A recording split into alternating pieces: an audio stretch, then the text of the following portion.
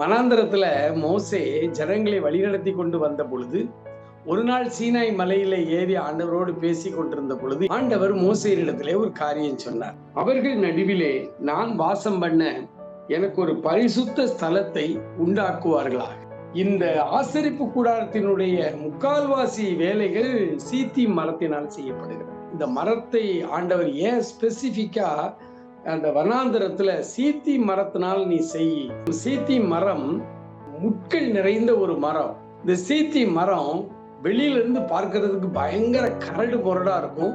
அது ஒண்ணுக்குமே யூஸ் ஆகாத ஒரு மரம் மாதிரி தெரியும். ஆண்டவர் ஒரு முட்செடியா இருந்த ஒரு கருவேல மரமா இருந்த உங்களையும் என்னையும் அப்படியே மாற்றி நம்மை ஒரு ஆசீர்வாதம் உள்ள ஒரு விலைமதிப்பெற்ற பாத்திரமாய், கனத்துக்குரிய பாத்திரமாய் அவர் நம்மை மாற்றுகிறார். இது மிகப்பெரிய ஸ்லாக்கியம் பிரியமானவர்களே.